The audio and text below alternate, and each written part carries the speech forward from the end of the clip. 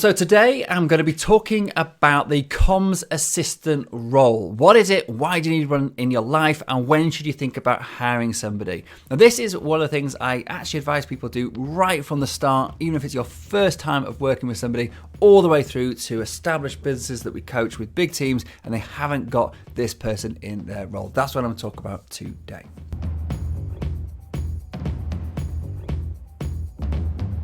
Okay, so the comms assistant role. This is something that actually probably took too long, in my own opinion, to get into my own life. It's one of the things I recommend that our clients do really early on in their journey of outsourcing their work. And this is somebody who's basically a gatekeeper between all the noise that happens, both through social media, through email, through instant messaging, all of those channels of communication. So that could be LinkedIn, it could be WhatsApp, it could be snail mail, even like mail arriving in the post. It could be, as I said, Boxer email, all that instant messaging stuff that goes on, and voicemails even from your mobile phone. All of that is fair game to actually have somebody, a gatekeeper, between you and all of that noise, because there's only a small percentage of all of the information that's thrown at you, the problems that people give you each day. There's only a small percentage of that which really you should be acting on in an urgent fashion, actually replying to either yourself at all,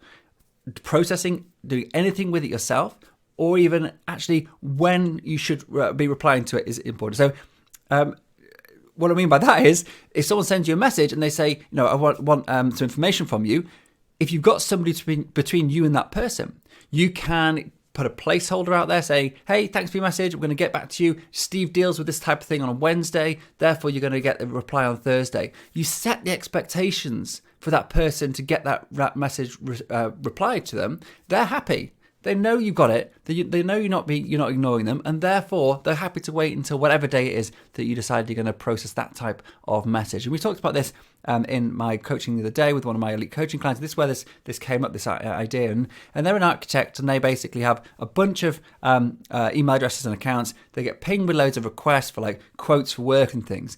And I was saying, just put somebody in between you and that person that sets the expectations and say, look, we send out our quotes on a Friday morning, so therefore you'll get that on a Friday, or if it's next week, if maybe it's too late to get it fitted in or whatever, you know what the quota is for each day, and you just set the expectations, then everybody's happy. So the main role that I see this person having in the early days is that they literally just get rid of the rubbish that comes in. So you've got all of the spam that comes to your inbox, you've got the marketing emails, you've got the automatic replies to stuff, the out of offices, you've got this people that just randomly find your email address and just manage to just bug your life.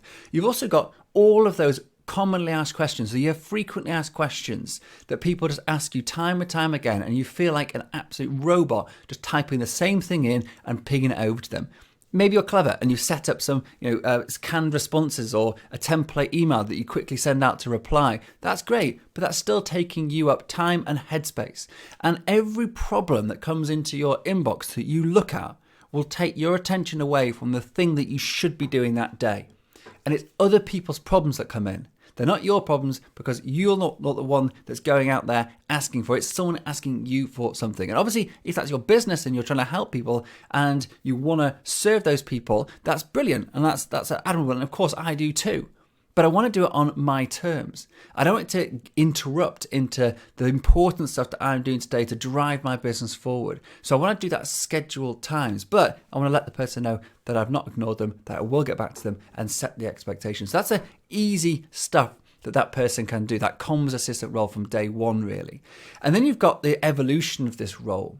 And then it's like, what can they do with that information? So rather than just sending simple placeholders, asking, replying to simple FAQs, well, if you've got a team, then they can start actually delegating the messages up to the appropriate person. So you as the business owner, the owner of that inbox or the owner of that social media account, you don't have to be a part of that. That if there's a message, say it comes in for, when maybe one of our clients can't log into their portal or something like that, I don't want to see that. It's nothing to do, I don't need to deal with that. And but the comms assistant can't deal with it. They don't have the knowledge and the expertise to be able to do that. So the comms assistant, though, would then pass that message directly to the person responsible, which is the customer service representative or the ops manager or whoever it is that actually deals with that in your company. And so you can circumnavigate things ever hitting your world, so they don't distract you, they don't get into your head. You focus on the stuff you should be doing because other people can deal with that stuff. And we do this by basically bringing messages into our task management app. And we have a systemized approach to doing this. So we know exactly how these messages are sort of brought into our task management app, how they're assigned priorities, how they are, who they're assigned to, if there's any actions that need to be done before we pass things over, and then making sure those are chased up and then the person is replied to in an appropriate time frame. And if we can't get back to them that time, then somebody's there to actually say, hey, sorry it's taking longer than expected, and we'll get back to you. So we're trying to, not saying we're 100% perfect with this, but we're trying to always keep our clients and our whoever is messaging us, their expectations, keep them in check so they are always met or hopefully exceeded. And there's a couple of simple things you can set up to make this work. And I've talked about this before in other episodes, but is the emphasis of the importance of this role that really this is about. But just to give you a little bit of background on how this works. So you can set up a simple rule sheet, which explains what needs to be done when certain emails or certain messages come from certain people. You set yourself up a simple FAQ, and then you have a process for how you forward anything else into Task Management app, as I've just described. And actually, as that role develops, that person, if they've got the time to, they can start actioning more and more. And the more messages that come into your inbox you haven't got rules for, you just set those rules up. And soon, within a couple of weeks or a month at least, then you've actually nailed the vast majority of your messages and they're no longer on your plate. So that's really it. The power of this is immense though. And I'll say one last thing before I do finish on this, and that is that if you just think for a minute of the volume of your work that comes in through messaging, of how much time each day you spend either processing, managing, filing, or actually dealing with the type of tasks that come in from the incoming communications. And even if you could just say slash that by 50%, what difference would that make to your day? So say you spend now on average a couple of hours sat in all of your different inboxes, replying to people and sorting stuff out and filing things and actioning whatever.